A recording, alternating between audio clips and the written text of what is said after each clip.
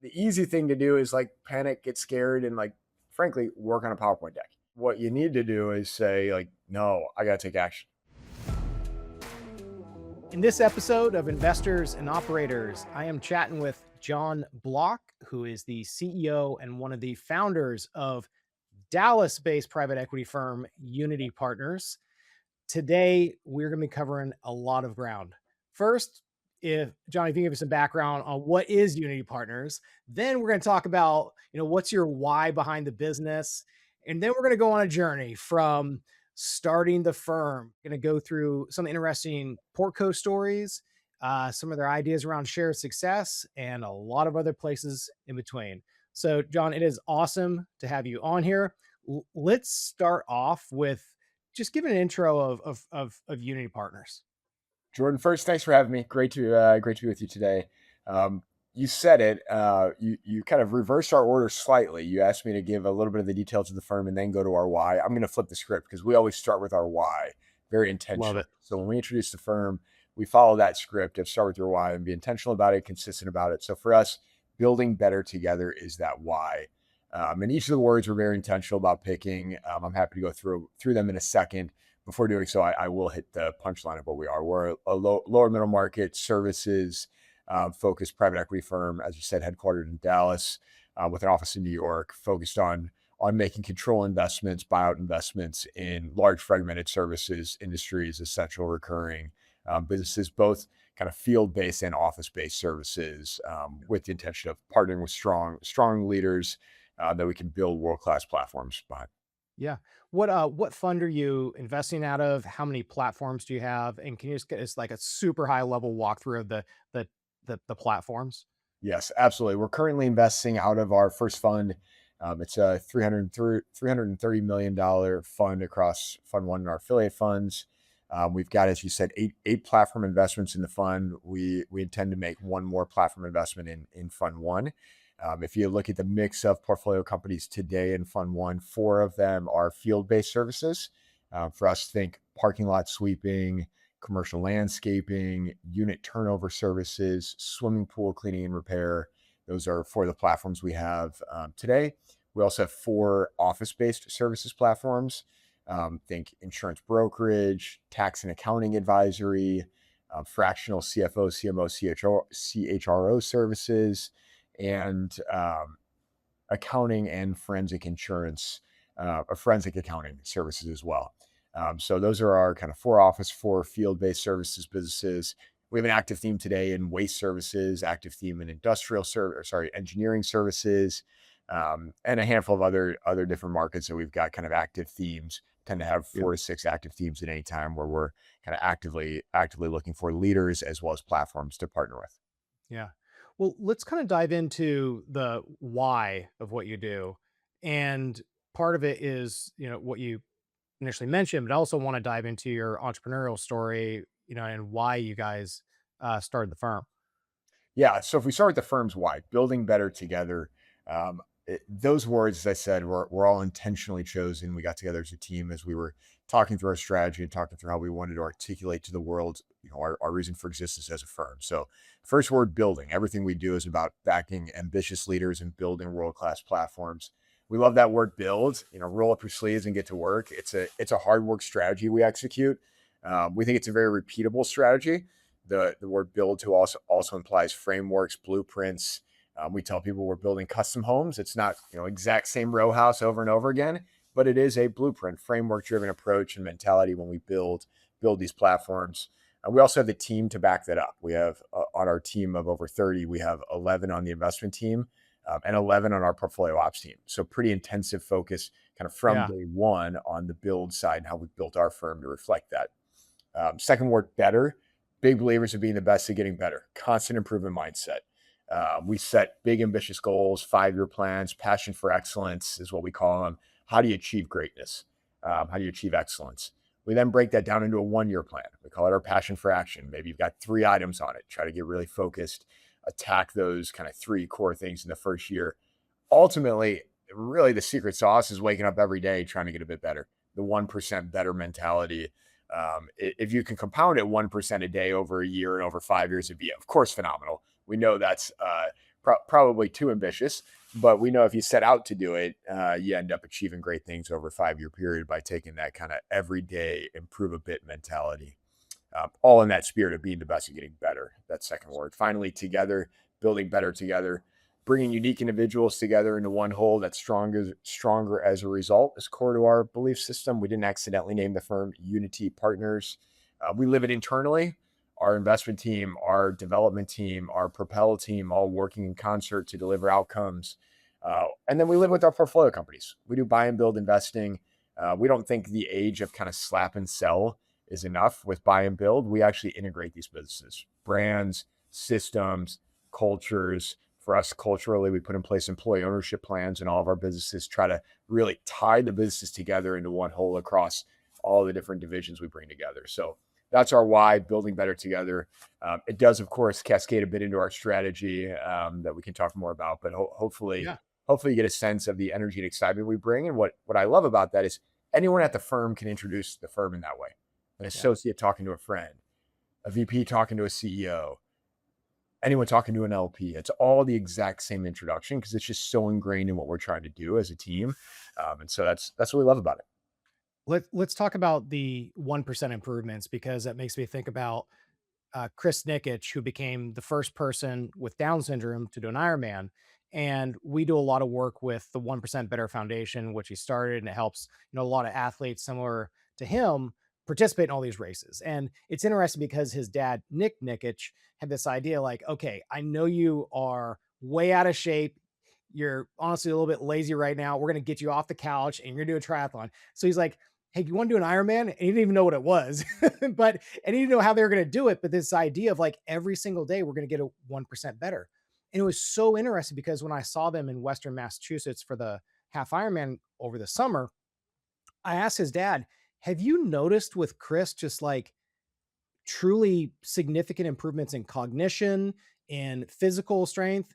Like, for example, his body is completely different over the past 5 years, but the cognition, it's so interesting. And it just kind of made me, it was such a vivid example of 1% better. So I'm curious through the different parts of your life, whether as an investor, a manager, leader, husband, father of three, like what have you noticed that, maybe it's a few years down the road, you're like, hey, these tiny little improvements that I didn't really think about, it actually made a big difference. Yeah, I mean, if I start first, maybe on the professional side, we launched the firm in 2022. And I look back over that period of time and feel great about what we've accomplished. Like feel um, truly humbled by the success we've had building the firm. Um, and I think it was all with that kind of.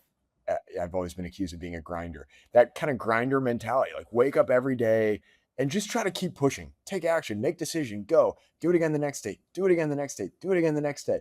And you look back 3 4 years later and you say like, wow, that is how things compound. That is how you go from an idea with a couple people that formed a why that we were telling everyone about our why before we even had an investment. And people are like, what? Tell me about the investment. I said, no, we're going to tell you about our why. And like you keep going down this consistent process of just constantly pushing, moving the ball forward. And you step back and say, wow, like we do have some real muscles now, using your words. Like we do actually have like people doing awesome things. This is pretty incredible. And you then fast forward that 5 years forward, and this is when we get to our strategy sessions as a team. And I remind them like, hey, 5 years ago, like this didn't exist. By the way, I didn't have any kids. I didn't live in Dallas. Go down the list.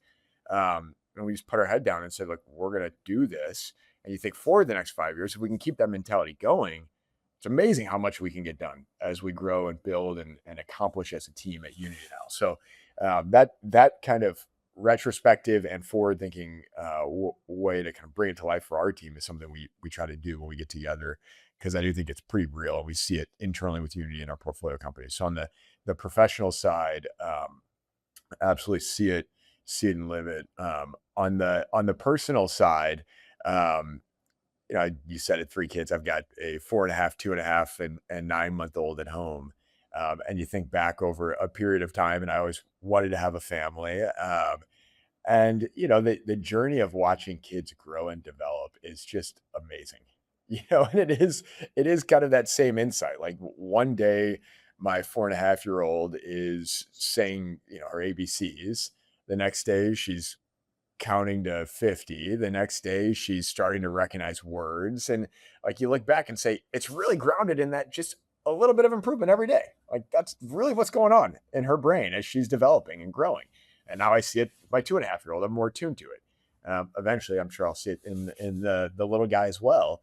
But it is kind of cool just to see how real this kind of mentality and that approach is, through the lens of building a firm, through the lens of watching my kids grow and develop in that same kind of constant improvement mentality, is pretty cool. And frankly, on the personal side, um, staying pretty committed to my partner at home, Shannon, and how do we like get together and do our weekly Friday night date nights to make sure we don't lose each other in the midst of starting a business, starting a family, and all of this, to make sure like we stay tight, stay bonded, and keep building on our relationship and keep getting kind of constantly 1% better.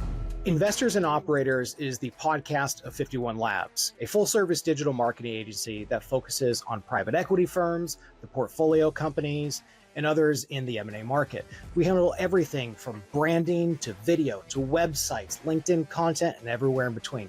We've done over 150 projects since 2019, and usually we do a lot of work with emerging managers, so funds 1 through 3, independent sponsors, but also funded private equity firms. Reach out, happy to help out. My wife of coming up on 14 years, who is also my co-founder and co-CEO in this business, we we never had a honeymoon phase. We just had like, I don't know, 7 or 8% returns in the market just every year. Doing it like you just keep pushing It's forward. better. And you have to take that for all phases of your life. Like take that mentality. But What it's I love, real quick, I love about it is like the when you do the 1%, you also have to step back and say, okay, like, there's some awesome things that have happened along the way. It undersells it a bit to say 7 or 8%, as you're kind of joking when you said that. Just like 1%, you think like that's not that much. And then you step back and say, wow, that's pretty awesome. So well, yeah, it, it's all it's it we have been through such a journey because when we came together, I was doing investment banking and she was doing law, or she started off doing bond trading, and she would literally just come over to our investment banking firm and like sleep on the couch. And like at 1 a.m., you wake like, hey, let's get in the taxi, go back to Harlem. And then I got laid off in 2016. The bank went from 90 bankers to 60 bankers. And she was also pregnant with our first child. And then I was like, hey, it's been a couple months. Like I've tried this entrepreneurial thing and I'll go get a job. Like, by the way, you're pregnant. We need health insurance and money. And she said in our 450 square foot apartment in Hoboken, New Jersey, looking over an open air municipal garage with noise and trains going by. She's like, no, like don't go get a job. You're going to hate yourself and be kicking yourself at 75 if you do not start a business. We will figure it out. And I didn't even know what I was going to start. I had been doing that for 2 months after getting laid off, and the bank account was just going down. And then started the first business in 2016.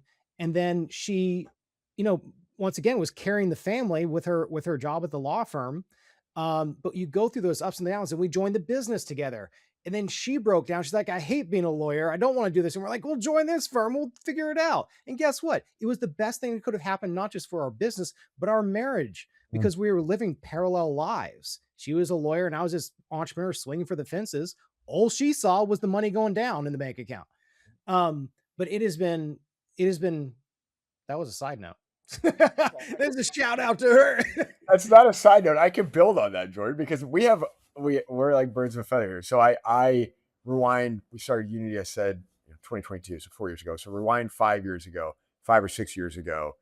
I was living in San Francisco. I was at my prior firm. Things were great. You might remember in 2020, I started working from home a lot more, Yeah. as many of us did.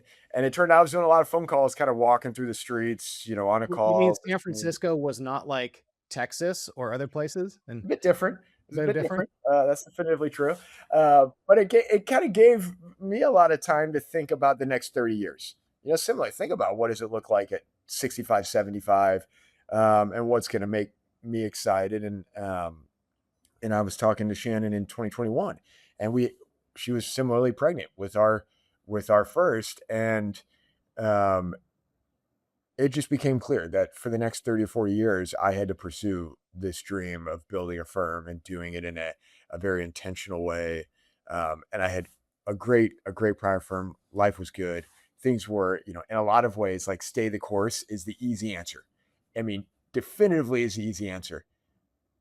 But as I was, finding myself through the streets of San Francisco and spending a lot of time talking to Shannon about the future, family, personal, professional, it was with the nudge of like, you got this, you can do this, go do it, I trust you, launch, and that led to our departure from San Francisco, moved to Dallas in 22, and the launch of Unity, and it is a partnership on all fronts as we go through this great journey of life. What what was the early years like starting the firm? And I there might be a false perception that just because you come from a large firm and you start the next one, it's gonna be smooth sailing. But the I'm curious, just kind of, these entrepreneurial moments, maybe the humbling moments along the way that you've had doing this, because a lot of people don't necessarily see. They see a website, they see an acquisition, they see awesome people join the team, but they don't see the sweat and bullets and they're like, wait, I actually have to make payroll. Yeah. And so I'm curious, like, what kind of those types of entrepreneurial moments, like, did you realize, like, oh, this is very different from a larger institution? Yeah, I first I always say I'm always happy to talk to people that are thinking about going through the journey. Like that's one beautiful thing about entrepreneurship is the pay it forward mentality. The number of people I talked to that gave me the exact warning I give to others. You still have to hear it and have to live it though to like feel and understand. And I often say that like the euphoric moment when you leave, like I got this. Like, this is gonna be Yeah. amazing. And you get a bunch of like your calendar fills up because everyone wants to get the update of what you're up to. And it's like, this is awesome. I'm on fire. And then you get to like month, 4 or 6. And like I know there's some people that it's truly just a rocket ship. And then for most people, it's like you get to month 4 or 6, and you're like, I like need to figure out where you just payroll and like figure out, okay, I've got like a day open on my calendar. Oh my gosh. Like I'm scared. Like, what do I do? And you have those just like really pragmatic moments. And, I think some people call it like the trough, Yeah. where you hit it and you're like, "Sh- should I take a job? Like, is this, you know, maybe this isn't going to be as easy as I thought." And then we talked about Did it. you have trouble did you have, a period when it was difficult to structure your day? Because I knew I would, like, literally just sit in the morning, like, I don't like, should I try to build the product? Should I try to sell? Should I try to market? And it was rough doing that in the beginning. Yeah, yes, yes. Luckily, I took a class in business school called entrepreneurial selling, and like the message was go sell. Like don't sit there too much and build, endless decks and endless products. I had to do some of that. But it's like Yeah. when the day was open, that was my note to say, like, do someone once told me if the phones aren't ringing in, they better be ringing out. That was my moment to say, like, okay, time to fire up the email cannon. Like, what am I gonna do? I gotta line up some meetings, whether it's potential teammates, potential investment opportunities, potential LPs, like the easy thing to do is like panic, get scared, and like frankly work on a PowerPoint deck. Like that would be an easy thing to do. And what you need to do is say like, no, I got to take action. Like what am I going to do to move the needle 1% forward today? Coming back to that idea, like how am I going to win the day? Yeah. And it's And typically by driving action. that reminds me of this, book, Atomic Habits by James Clear, and I think one of the many examples he gives in there is like, it's not about necessarily the action, but building the identity. And so if like, I'm even thinking this for one of my family members who's like very hesitant to any type of exercise. I was like, literally, can you go to the YMCA and just touch the door? Like, you don't even have to work out. You just have to drive there and touch the door. And then the next week, can you just go in the door? Yeah. And like, but it's that, and it's the same thing when you think about building a business and you might be so afraid of rejection in sales, but like, okay, can you just like draft an email, and then tomorrow maybe you could send it. But like these small 1% improvements to do that. It's hard when you have no idea like really where to fire, as opposed to having the structure and the systems and the regularity of working within, a larger firm. Entirely true. Saw some, yes, and frankly, just the payroll, if you will. Like, just like there is something about that. Like you think like I'm gonna love this, and I actually do kind of love that scrappy element. That's pretty core. I said I'm a grinder earlier. It's kind of core to my DNA. But like you do have to realize uh, that like, oh yeah, someone will do this is you. Like that is you. Until you have some more people that are jumping in and helping. And there's a beautiful thing about it. Someone told me like take pictures, film videos the early days because you're gonna miss them. I get that. They also said like you're not really gonna miss them though, and I also get that. It's like all I have pictures like on our first business, another one, and then you in your Facebook timeline, it pops up like, the here's what we looked at. And I was like, I remember exactly how I felt with no money. Like, I remember that restaurant in Hoboken that I was sitting at. And Yep. like, well, Real quick, coming full circle. By the way, it's the same with kids. Like everyone always tells me, you're in the thick of it, but enjoy every minute of it. And entirely true. Entirely true. Like young kids, it's very similar. Very similar. It's amazing. well, that makes me think about just kind of where we're at with our journey about, just at the size of business we're at, and you get frustrated why. And then you get, FOMO of like, am I working on the best opportunity? Am I the best entrepreneur that I could be? Am I doing this right? And then I kind of have those moments to pause and be like, the problems that we have now where our monthly expenses are 10 times more than our monthly revenue was when we started this thing. I'm like, I would do anything to have these challenges and opportunities. And at every single stage of growth, whether it's 1 million, 5 or 10 or more, I'm going to have Hmm. some type of this. Like, Hmm. I got to enjoy this journey. Yep. Exactly. It's so entirely true. When you talk about passion for action in the 1 year plan, Hmm. how do you, how do you go through that with the companies you partner with? Great question. So passion is one of our six foundational principles. We have these foundational principles that we talk some about. Um, when we started the firm, that's all we talked about because it's all we had. Now we've been appropriately. So uh, our passion plans, we have a passion for excellence 5 year plan. What does excellent look like? Big ambitious goals. We break that down into a passion for action. And then we ultimately break that down into 90-day plan, a 1% better mentality. That's kind of how it all fits in cascades. We start with our diligence process, whether we're partnering with the founder or with an executive that we want to back to build a platform. We start often kind of whiteboarding what is the passion for excellence? What's the 5 year plan? Typically 5 bullets: um, growth, tech investment, market positioning, employee success, things like that, that we just want to map out. Like, what does excellent look like on the key metrics for this business? And then we break that down into, okay, to get on that journey of 5 year excellence, we got to act. We got to go. If we try to act on all five, though, it's going to be chaos. And we made that mistake early, like the do everything everywhere all at once, chaotic moment. And one of our lessons learned, and now we're very open with the partners across the table. We're doing this pre-close, so we're very open about it. And we say, there's 5 things that you want to do. Which 2 do you want to kick off the list? Because 3 is better than 5 for 1 year. And we get pretty manic about getting focused on a couple of key priorities for that first year, because it's easy to just let the ambitions and the desires to do more faster, more faster, more faster get in the way of like doing a few things excellently. And so that's kind of part of the narrowing in of the discussion. And then once we've identified the kind of 3 things that we have to nail in year 1 to be on track to be excellent by year 5, then we break it down even further and say, okay, you know, who's going to own those? It's kind of owner action timing. This is like the basic measure, monitor, report. What are your rocks? Go down the different organizations that use this mentality. Um, it's kind of built around, for our terminology, passion plans, but it's similar to we've got some of our companies that do EOS, similar to Yeah. that philosophy.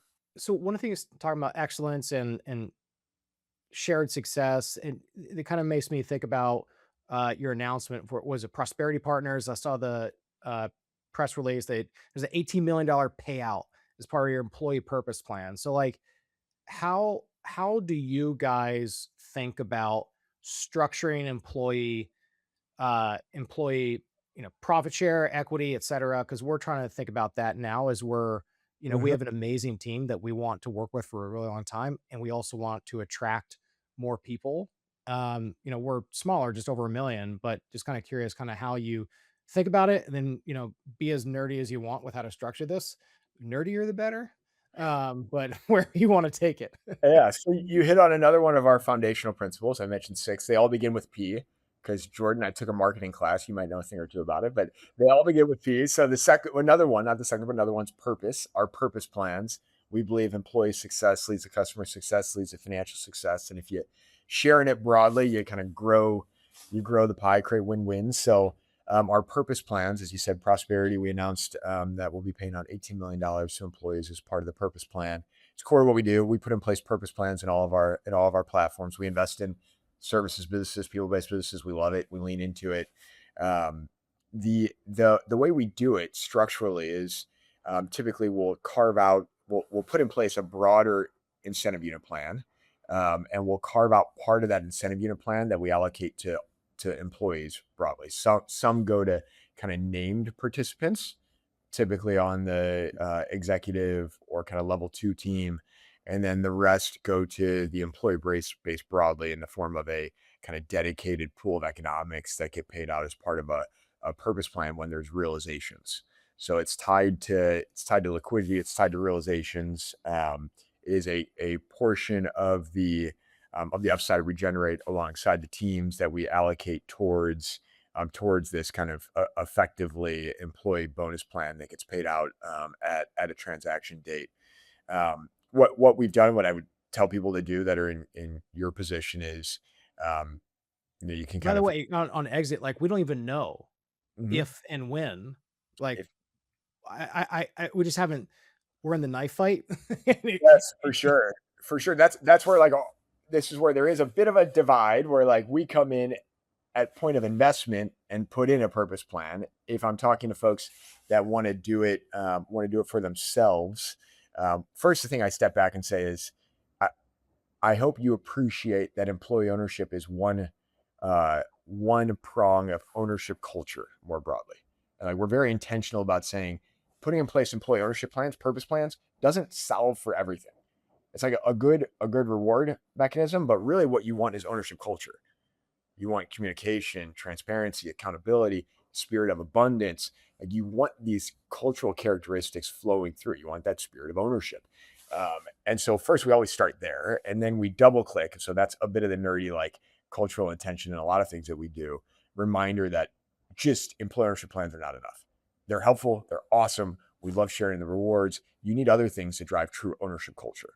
But if you double click on the employee ownership plan, if you didn't have a transaction in mind, then I do think it gets to be a bit trickier. And the way I would do it instead would be more of a kind of profit interest paid out over, or a profit bonus paid out over a 3-year period of time and say, hey, we hit this 3-year goal and I'm going to accrue a profit pool that will get paid out at the end of 3 years. And then you communicate that openly. You're talking openly about the goals. You're transparently updating your team on progress. You're holding each other accountable. I'm using these words intentionally. You're holding each other accountable. You're demonstrating a spirit of abundance, a win-win mentality. And that's how you're achieving the like ability to use it as a driving function that everyone's aimed at pushing towards. And so setting a kind of clear objective. In our case, it's a return on investment objective because we're investors ultimately. If you weren't thinking about bringing on an investor, you were trying to do this as a small business, I'd probably set a slightly different objective. Maybe it's a revenue and earnings goal or something that you're comfortable sharing with all employees, setting it clearly, and then you just have to kind of effectively accrue some economics that you're willing to pay out. yeah. Yeah. So, we're at kind of a fork in the road where part of why we started to be entrepreneurs was that it was less about the financial upside and more that having the freedom to create what we want when we want. I'm like, I'm probably one of the worst employees on the planet of just like, I want to be able to create the things that I want to. And there are pros and cons to that, but that's where Jing and I have gotten to where we're at and with an amazing team. But now I'm thinking about where do we want to go together and the opportunities, not just within full service marketing, within private equity and the portcos, but like there's so within just one slice on video, there are adjacent markets that we could acquire into or grow into. And we're like, well, this bootstrap mentality, is that actually what we want? And um it's not taking into consideration, what 5 years the competitive landscape is going to look like. Part of me is like, well, is this just a personal growth? Because am I actually just afraid of accountability when I don't want outside investors? But I, I'm curious, like, what conversations have you had with founders who might be in a similar situation? We're like, I kind of like, we like running this thing, and maybe it's a bigger slice of a smaller pie, or like, here's the opportunity. If you did raise 1 million to 2 million to go off and acquire other agencies, like, we're at that fork of the road now at year 7. Hmm. We of course have conversations like this all the time, and we lean into the type of capital and type of option we are, and look for resonance tests back. And we are kind of control buyout investors, that have to invest at a certain size and a certain structure, and that's who we are. We also have a pretty clear energy around us, I suppose, that says like we want to build in. I mentioned framework driven way. Like here's our investment team, our Propel team. Here's the approach we want to take. Here's our passion for excellence, passion for action. Let's get aligned. But it's like pretty framework driven. And some people that aren't ready for that lean back and like say, I'm not sure. That's perfect. Like now we know it's not gonna be a good partnership. Some people lean in and we say that's exactly like what we're looking for, people that want to be a part of this journey. So I share that anecdote for you to say like you kind of need to go through the journey yourself of, which flavor do I lean into? And you could be in a discussion with someone like us, and we'd say, oh, you know, Prosperity Partners, our first investment. We met with Jeremy, the CEO in 2022, founder and CEO, and he says, 10 million of revenue. I want to go to 100. I need help. I've got a plan to grow organically. I need some capital to do acquisitions. I know what I've done to date building the business. I've done it the way we have, me and my partners. But we also know it's not scalable at 100 million of revenue. And like we need people to come in and help. And it was very like lean in, collaborative. Let's go. Um, Super excited that we mentioned the eggs earlier. 3 years in, had a plan and decided let's bring in another partner. And we're staying invested. They're staying invested. Like excited to keep the train going. And so like that's one flavor of discussion.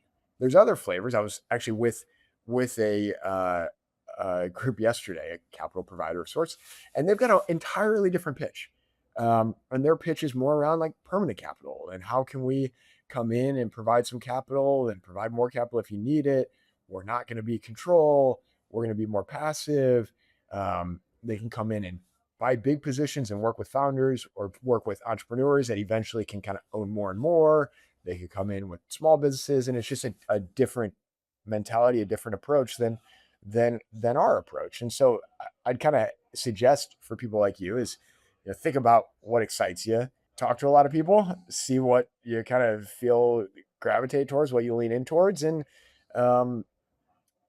and I think the kind of answer will be more clear in more Yeah. time and more conversations.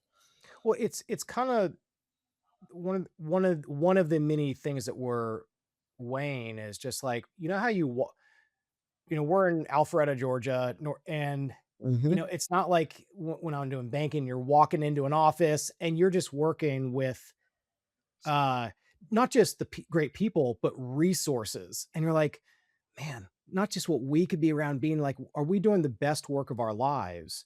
And if we brought on a certain amount of capital, like then it's not just growing like that next two people you got to hire. Like, oh, do we have to use a line of credit for that or squeeze it? Like, okay, what could life be like with a good capital cushion to execute on this opportunity? Hmm. Um, so let's shift over maybe to like how Yeah. when you think about success broadly, like what is it? What have been some of those moments for you when you have realized like this is why I do this? Yeah. Whether it's with the team or the portcos or whoever. We've talked about it already, but we use this purpose plan thing as a way we identify our shared success. We always say if like the employees at our portfolio companies are winning, you cascade that all the way up, and it means our LPs are winning. It means our team's winning, the executives we backed are winning, the other shareholders are winning. So we kind of think of that, and that's why this announcement with the purpose plan thing was such a cool moment for unity internally. Like it's cool externally, but we stand up internally at a team meeting and like we're all high fiving and cheering and applauding because like that's evidence that it's working. And that's pretty exciting and pretty real. So that's probably at Unity been to me the most like I was telling people about this employee purpose plan idea 5 years ago, 4 years ago, and how exciting it'll be when we have our first realization and we got up and could share some case studies of early employee at Prosperity that's getting a $100,000 check because they're part of it from the beginning. And like, how awesome is that? Like life changing for this person, like cool stuff like that, where you sit there and say like, yeah, that feels real. That feels powerful. That's the impact. That's the purpose. That's pretty Yeah. awesome to see. So I think that's, to me, that's a pretty real tell. Another thing that I love seeing, coming back to the be the best at getting better mentality is when I see our processes and our team evolve. Like if everyone was doing the exact same thing they were doing a year ago, Yeah. we failed ourselves. Like we weren't leaning in to get better. And that's the whole second word, spirit of it. And like when I see that, it's so cool. And like we're on rep 2 and rep 3 of some things now where the team has started to gel and you see things happening faster. And it used to be like, what do you mean by that word when you say it this way? And now it's like I totally know it, it's understood.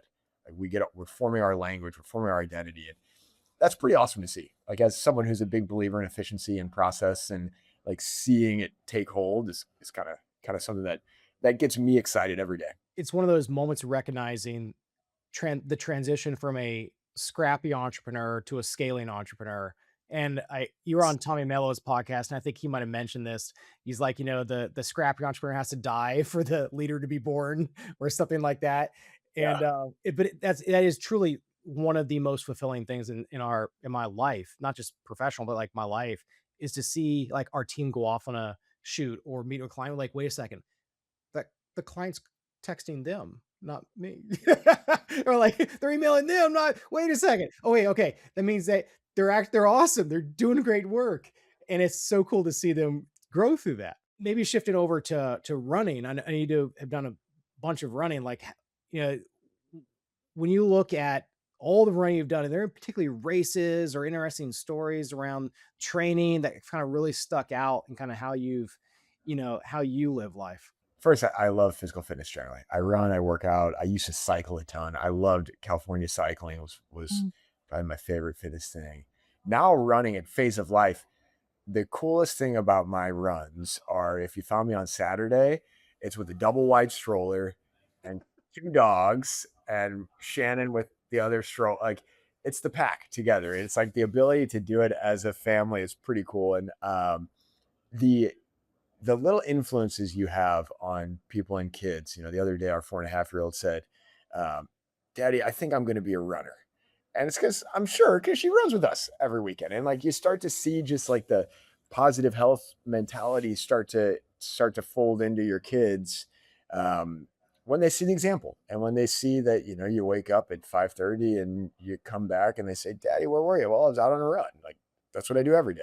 I was doing a workout. Like, the kid wakes up, daughter wakes up, and Daddy, where are you? Emma, I'm upstairs. I'm working out. Come on up. And like just how you build that example is so important in little things. So that's something that I'm a big believer in. And for me, the fitness side, of course, is energy, longevity, all of those things, but also just the mental side. It's so powerful for me in Yeah. clarifying of thoughts. I run without music. I hate to Mm. say it, Jordan. I run without podcasting. I I run don't in know how you silence. do that. I run in silence, and it's like for me that is such a healthy clearing time Yeah. that I need. I have a lot of noise throughout my day, and I need quiet somewhere. It's interesting because when I listen to podcasts or YouTube videos when I'm running, like my best ideas come out when I'm doing that and I'm running. Now it means I stop like 10 times. Like yesterday, I did 6 miles around the neighborhood. I'm like, oh, idea number one, idea number two. And then Jing's like, yeah, kill all those ideas. Let's just focus on this. Uh-huh. Maybe that's exactly. I'm probably in her camp then. It sounds like I'm using that time to kill the ideas, to go through and like, it's my prioritization moment of like, what's the one thing that, 3.5 miles in, I'm still thinking about.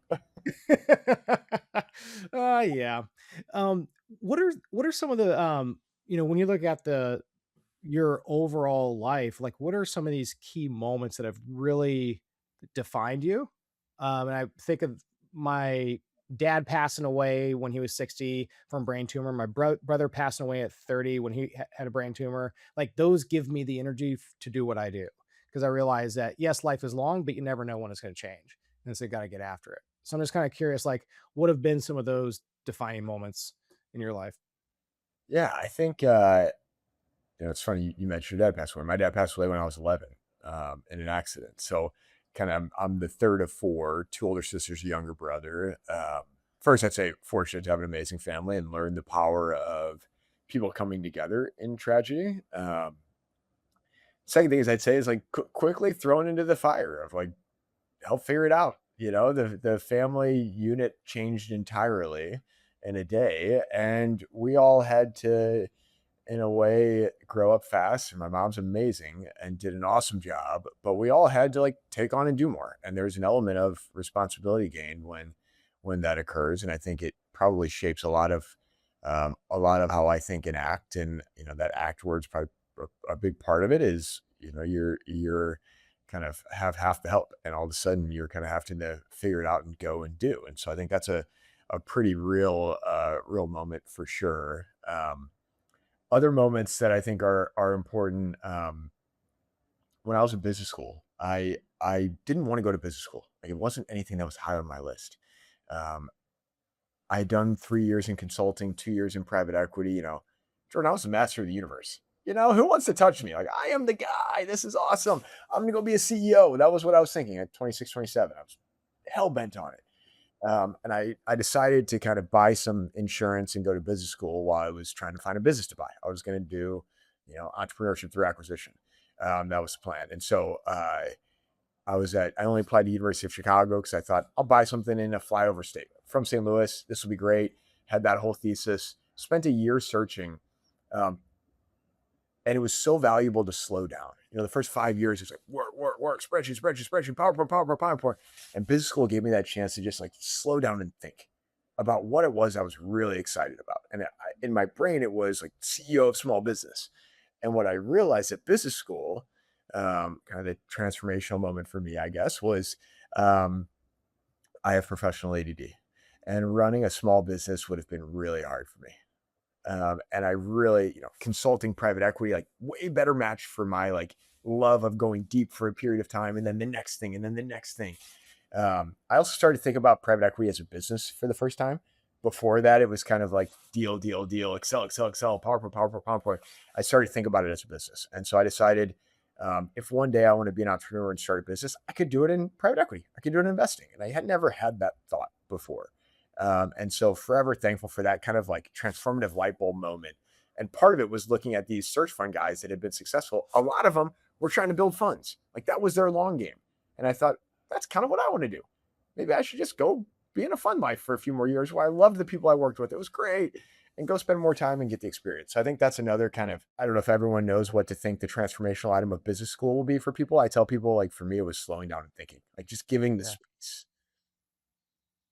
Well, speaking of transition, and maybe as our last topic, I work with transitioning veterans through 51 Vets, and you had one of your portfolio companies, I think it's a street sweeping business, Mhm. hired Sydney as the president of that business. I'm just kind of curious, like what what was that process like? What interested you from people, with his background?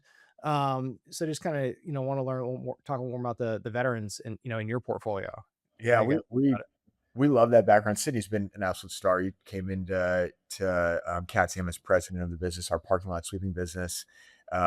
Awesome profile. We and there's a handful of folks we're talking to in our network at any given time and trying to grow our network of people with this background, including I've got some really good friends that I went to high school with that kind of fit that exact profile.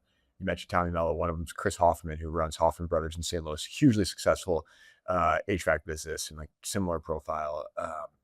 So the thing that I think attracts us to it is people that have kind of 6 to 10 years of service. You just learn so much about leadership, and we're very people driven, very kind of.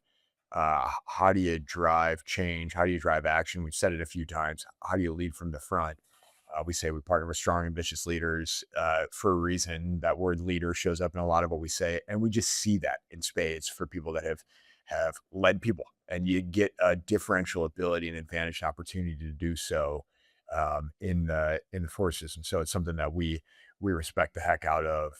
See hard work, see grit, see determination, see accountability and ambition. Like set big goals, set big ambitious goals, hold yourself accountable. And if something doesn't go perfect, own it, live up to it, explain what happened, and then take the next step forward. And like that's exactly what we're looking for in leaders. So we see those DNA characteristics just in spades. So we love the kind of profile of um, time and services. Some time in. Oftentimes we see people that do kind of MBA and maybe consulting for a few years and Yeah. are looking for a P&L opportunity, or maybe they've had a P&L opportunity in a regional level and they want a president or CEO opportunity. Like that's exactly, we love that profile. We love people with that background and experience. You tend to find just great people, just There we go. solid people. Well, I saw that you're a cook. What's your favorite meal to cook? I answer this in 2 ways. First, I do a paella party at least once a year. This a couple weeks ago, we had the entire team over. I've got a 40-inch paella pan. Paella is a beautiful meal to share. It's an absolutely one-pan meal, beautiful to share. I love the communal element of it. Stand around truly the big pan, and so I do that once or twice a year. The second is my artistic or creative outlet. It's not a meal. It's the like open fridge. What's in here that needs to be used in the next 24 to 48 hours? And go. Is that called the we went to Whole Foods and Trader Joe's 2 weeks ago, and it might be expired, so we're gonna eat it all tonight. It's my $500 Costco run. What did I buy? That's exactly it. And I love it. eventually the kids get fed the things they like most, and I get what's left. That's kind of what it is. Alrighty. Well, I think that's a good place to end it. Awesome, All right. awesome. Thanks so Enjoy the much. coach. It's great to see you.